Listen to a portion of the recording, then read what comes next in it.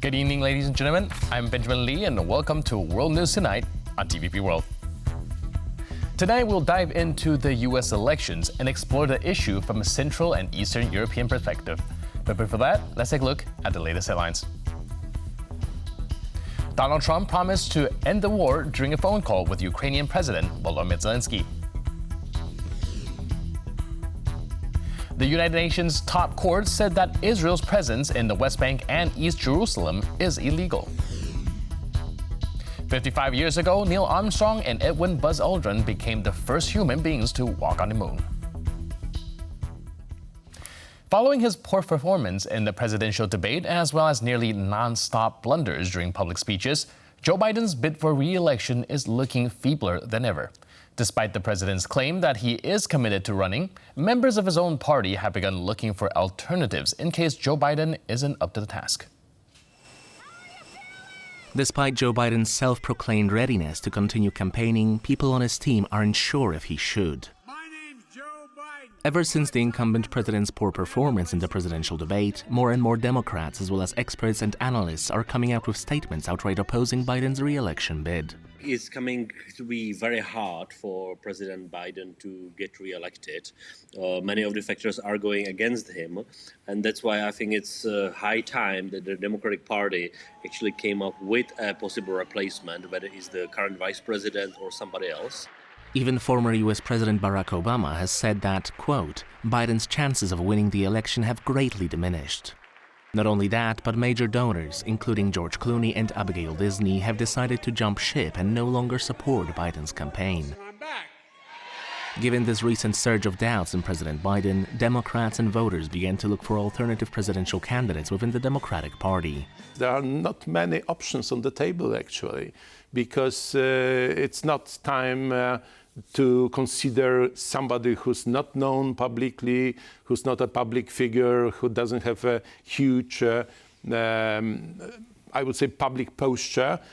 You have to choose somebody who's already there, who's already on the stage. And frankly speaking, I do not see today any other possible candidates rather than Vice President Kamala Harris. As of now, the names of 4 prominent Democrats have come to the forefront. These are Kamala Harris, Biden's vice president, Gretchen Whitmer, the governor of Michigan, Pete Buttigieg, the current Secretary of Transportation, and Gavin Newsom, the governor of California. While any of them could potentially have a shot at replacing Biden, Harris is by far the most likely choice, despite her low approval ratings. Now that the prospect has risen that Biden will step aside, then Harris has come forward. She has had a lot more high-profile speeches in the past 2 weeks. While publicly still supporting Biden, she has established that she is extremely smart. She's very capable. She can claim to be part of the administration's achievements, and she runs neck and neck with Donald Trump in the polls. For now, however, President Joe Biden and his campaign advisors maintain that he is in no hurry to pull out of the race. Ukrainian President Volodymyr Zelenskyy held a phone call with Republican presidential nominee Donald Trump on Friday, according to a statement released by Zelenskyy in the early hours of this morning. Joining us live from Kyiv with more detail is our Ukrainian correspondent, Oz Chatterjee. Hello, Oz. Do we know what they discuss in this phone call particularly? Yes, well, we know about the phone call because President Zelenskyy published a statement about it on his social media channels, including Twitter. And he said that they discussed, he congratulated Donald Trump on securing the nomination for the Republican parties as the Republican Party's presidential candidate. And he condemned what he called the shocking assassination attempt on Donald Trump's life that happened earlier in the week. Now, he went further. It's believed, as you just said in the previous package, that Donald Trump is much closer to the White House than he was several months ago. This looks like Zelenskyy is starting to reach out and build the kind of links with the new incoming Trump administration that he believes may happen. It should be noted that Trump has been hostile to Ukraine. J.D. Vance is particularly hostile to Ukraine. So this conversation really is of note. Now, Zelenskyy said of the conversation, he said, I noted the vital bipartisan and bicameral American support for protecting our nation's freedom and independence. So he really is trying to make overtures to the Trump administration to continue that vital support that America has been having. Whereas we all know Trump keeps saying he's going to organize a peace conference and sort everything out within 24 hours. Kyiv is obviously skeptical of this because they know there is no current negotiating terms to be had with Russia. So this looks like Kyiv is really starting to think about what a Trump presidency could mean for them. And Zelenskyy is definitely trying to reach out and create strong links with that incoming administration if they are to win the election in November. All right, we are truly looking down a very pivotal moment. Meanwhile, please stay safe out there. Appreciate it, Oz. Thank you. Exactly 30 years ago today, Alexander Lukashenko's regime over Belarus began. None of the subsequent elections he won has been fully recognized by the Western world. Now, the experts say that the last 4 years have been particularly bad in terms of breaking the rules of democracy. For the international public, it's no secret that these two men have a close relationship. Lukashenko is bringing Belarus closer and closer to Russia. Alexander Lukashenko has ruled Belarus since 1994. At first he was an opposition figure himself, but, as it turned out, he always had his own agenda. After he won the elections, he thought that maybe he could even restore the Soviet Union and become the leader of this new restored empire. Today, Lukashenko is the one who puts in prison those who oppose everything he says. Rico Krieger is a 30-year-old German medic. He has just been sentenced to death.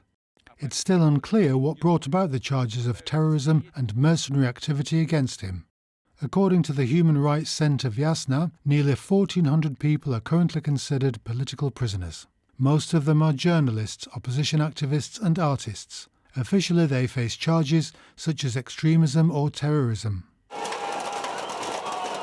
The situation in Belarus got even worse in 2020. That's when a wave of protests against Lukashenko's rule swept through the country. They were violently suppressed. People were killed and thousands were imprisoned.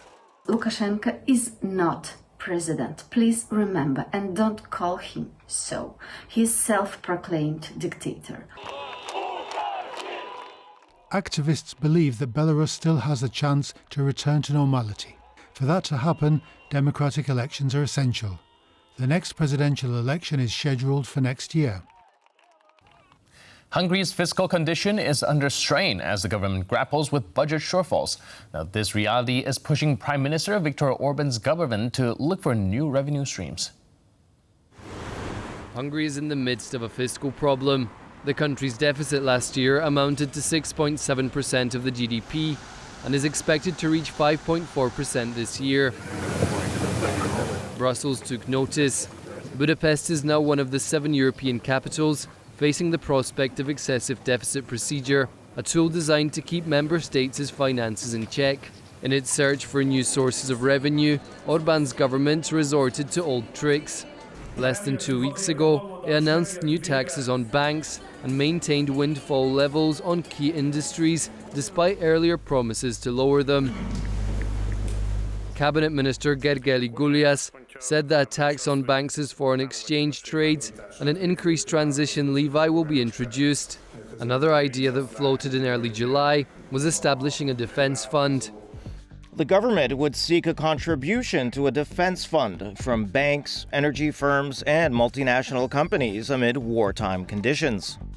For now, the economic outlook for Hungary remains cautiously optimistic. The economy contracted in 2023, but it will grow by 2.4% this year and by 3.5% in 2025. With growth back on track, the government should also be able to keep public debt in check, which currently stands at 73.5% of the GDP. Hungary has maintained close economic ties with Russia and China, and Orban has met with both Vladimir Putin and Chinese President Xi Jinping recently, underscoring his foreign policy approach. In recent years, numerous Chinese companies have invested in Hungary, among them car producer BYD, battery makers CATL and Eve Energy, and battery parts companies SemCorp and EcoPro. The chairman of the Parliamentary Assembly of the Council of Europe says the Assembly will consider the possibility of lifting Marcin Romanovski's immunity after it receives a formal request to do so. The former Polish Deputy Minister of Justice is facing 11 criminal charges, including the granting of illegal subsidies from the State Justice Fund. The dispute over Marcin Romanovski revolves around his arrest. His Polish parliamentary immunity had been lifted, and the former Deputy Justice Minister was taken into custody on charges of misuse of public funds. On Tuesday, however, the court released him. That's because the head of the Parliamentary Assembly of the Council of Europe had sent a letter to the Speaker of the Polish Parliament stating that Romanovski had immunity as a member of the Assembly and should therefore be released immediately. The Law and Justice Parliamentary Club requests that a meeting of the Justice and Human Rights Committee be convened immediately so that Minister of Justice and Persecutor General Adam Bodnar can explain the recent actions of the Ministry of Justice and the Persecutor's Office. I don't think it's such a big deal. Mr. Romanovski is celebrating a temporary success. What's really important here is that he's facing 11 very serious criminal charges. I believe that this case will come to a fair conclusion and that there will be substantive court rulings on his activities, which today are said to be criminal activities. The ruling coalition says lawyers have differing opinions on whether immunity should apply in this case. Romanovski's political environment, in turn, uses a different argument. They are charging him with what they call official offences, 5 of which are allegations that on the day that Minister Romanovski was promoted from Under Secretary to Secretary of State, because he was going to be an MP, for a few hours he didn't have the right powers. And this is what the whole state is focused on, to arrest this man. Recordings obtained by the prosecutor's officer and the media indicate that Romanovski was allegedly involved in spending money from the State Justice Fund to finance the political campaigns of Sovereign Poland Party politicians instead of using it to help victims of crime.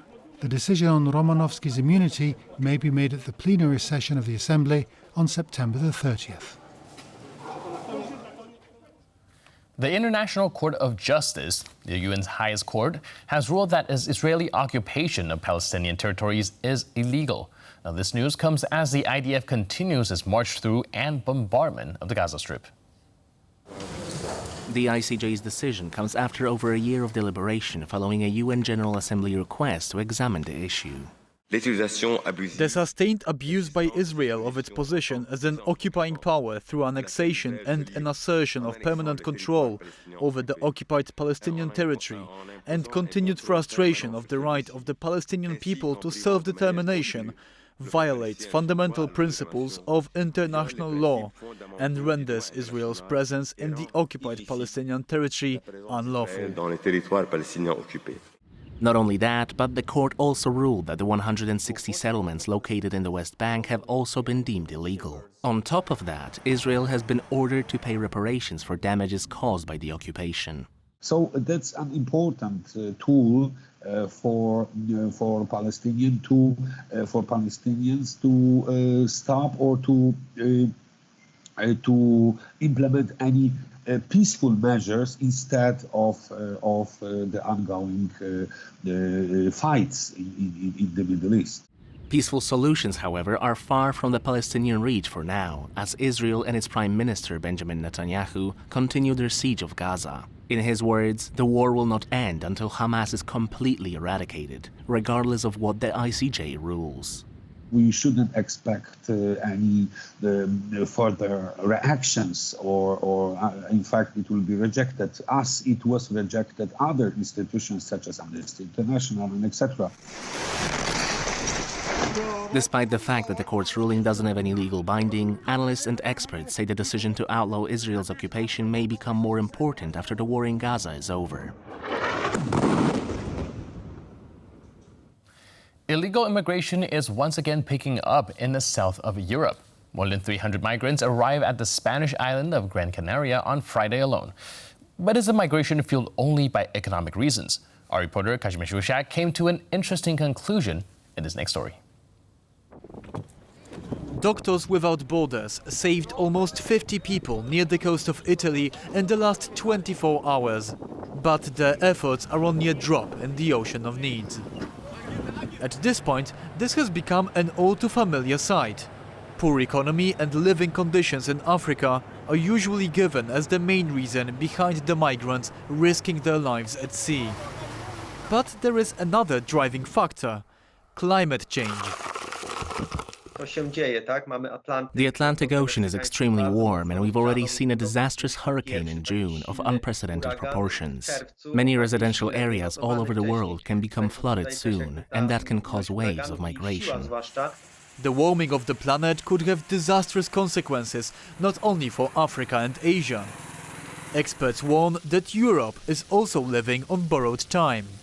It's quite likely, if our estimations are correct, that in about 40 to 50 years the temperatures in the south of Europe will become similarly unbearable. That would cause internal migration in Europe itself. There are three main migration routes to Europe: Western, Central and Eastern. In the span of the last 3 years, the Central route has seen an increase of 50% in illegal border crossings to the EU, as reported by Frontex. The numbers reach more than 100,000 annually. The deteriorating weather conditions could drastically increase illegal migration in the next several years, despite the EU's best efforts to nip the problem in the bud. Not only Southern Europe is grappling with extreme heat, but Poland is also experiencing record-breaking summer temperatures this year. Weather forecasters say a large mass of hot air is traveling across the Mediterranean from North Africa. Our correspondent, Zelenskyy, took to the streets of the Polish capital to see how its residents are dealing with the heat. Warsaw, which used to have moderate summers, is now breaking record temperatures as these consistently rise to over 30 degrees Celsius.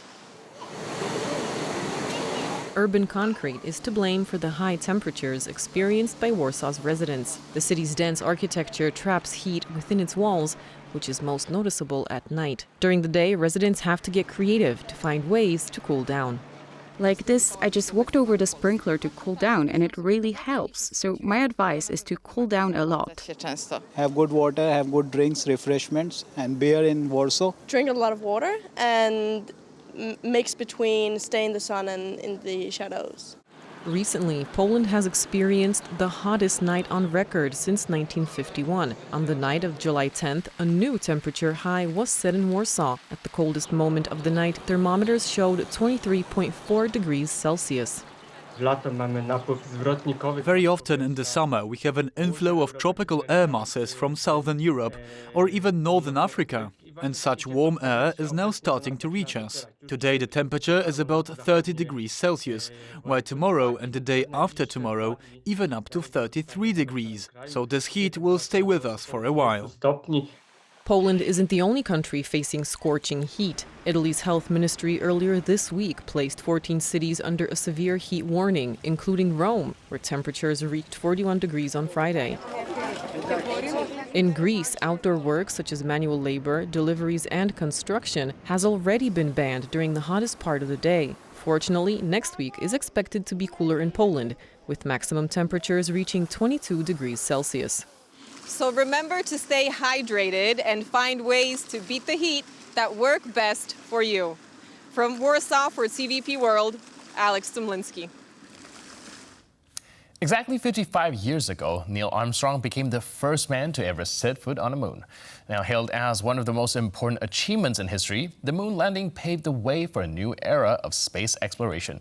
Believe it or not, Poles also played a role in NASA's Apollo missions, as you can learn from this next report. It's one small step for man, one giant leap for mankind. July 20th, 1969. On this day, Neil Armstrong and Buzz Aldrin became the first people to walk on the moon. To this day, only 10 other astronauts have ever set foot on the lunar surface. But the Apollo missions were far from individual efforts. The NASA teams included international scientists, with several Poles among them. One of the most significant contribution made Mieczysław Becker, who invented and created the lunar roving vehicle LRV. The moon landing, apart from playing a role in the politics of the Cold War, had another important effect. The Apollo missions, especially that first moon landing, inspired a generation of scientists, of course, engineers and dreamers to push the boundaries of what is possible. Now, NASA plans to come back to the moon with the Artemis program. Artemis 2 will see astronauts circle around our natural satellite and come back. In 2026, we could witness more humans walking on the moon with Artemis 3. New calls for President Biden to end his bid for re-elections are mounting. More members of Congress are now asking him to step aside, but the president remains publicly defiant. This growing pressure raises the possibility of a highly contested Democratic National Convention, where intricate dynamics of delegate voting, party rules, and procedural maneuvers could determine the party's future. Joining us on TVP World to explore these complexities and their implications is John Zuckby of John Zuckby Strategies, a renowned expert in political analysis and public opinion research. Hello, sir, and welcome to TVP World. Thank you. So we are looking down at a possibility of Biden stepping down for a replacement. What are the chances, actually, do you think that might happen? I think the chances are very high. In fact, I would look actually at his stepping down tomorrow, because that's what I'm hearing, despite his desire and his pledge to get out and campaign. He has pretty much zero support to continue outside of his own inner circle. And now it's at least 35 members of Congress who are Democrats who are saying that they want him to step down. There are many, many others as well, and I think the pressure will continue. He simply can't run if there are that many already from his own party, prominent members of his own party, who are calling him to step down.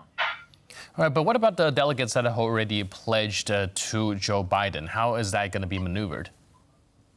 That's a very good question. For starters, if he steps down, he will more than likely then release his delegates as free agents.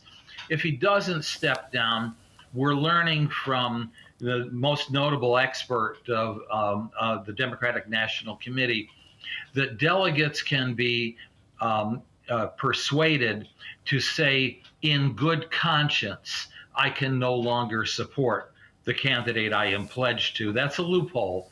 And that's something that they are hoping is Plan B. You know, hopefully for them, the president steps away from the campaign. If he doesn't, Plan B would then to employ this tool. And what about the campaign funds? Because as far as we know, most of the donors donated to the Biden-Harris campaign. And wouldn't that be locked away from whoever the new Democratic nominee will be? That's a very good point. So the donations were made to the Biden-Harris campaign. If Kamala Harris is on that ticket, there wouldn't be any problem. If she's not on that ticket, that's why we have lawyers. And it's for the lawyers to decide. And frankly, they're $90 million. They've got to find some way to make it happen. I'm not a lawyer, so I don't know. Right. And so if Harris is indeed on the ticket, wouldn't that lock out Gavin Newsom, for example? As we know, the president and the running mate cannot be from the same state. That's correct. Yeah. I mean, technically, yeah, it does. But technically, if one of the candidates moves away from his or her state after the election, it's possible. But, you know, given the fact that one is the United States Senator from California and the other is the sitting governor of California, it's kind of difficult to imagine that happening. Right. So right now, what are some of the names on the top of your head that I think will likely be replacing Biden on the top of the ballot? Well, obviously, Vice President Harris. But, you know, if the party leaders decide, if the president decides to throw it open. We're hearing a lot of talk always about the governor of Michigan, very important state, and also someone who's won Michigan a couple of times, Gretchen Whitmer. Another is the newly elected governor of Pennsylvania, Josh Shapiro.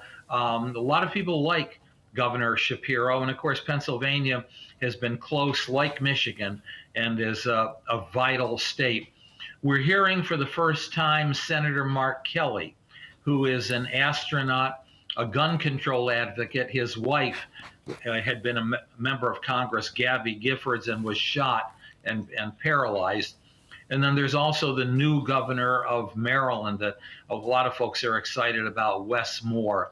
But, you know, the idea behind an open convention would be to let these folks announce, rally, and obtain support from delegates, do a lot of public town hall meetings that would be televised to get them known right away, and then let the voters select at the convention, which is in mid-August. And by that time, these folks would be household names. Right. Well, here's a curveball for you, since we're coming in from the Central Eastern European region. I'm also wondering what are some of the candidates that might most benefit this region of the world. Let's say, who would Poland most likely want to see running on that ballot? Well, that's a very good question. So, and I'm going to speculate here. Pennsylvania and Michigan are not only battleground states, but they're heavily ethnic. Pennsylvania has a fairly large Polish population. I know that the two candidates there have been outspoken about the war in Ukraine, about the spreading Russian empire and Russian threat in Eastern and Central Europe. But the candidates in those two states are grounded in Eastern European and Central European voters. And so I would think that Whitmer and Shapiro might very well be at the top of the list. Pure speculation. All right, and when you compare that to Trump's running mate, J.D. Vance, who is really critical about the support of Ukraine, do you think that would be able to paint a strong contrast for, well, like international support?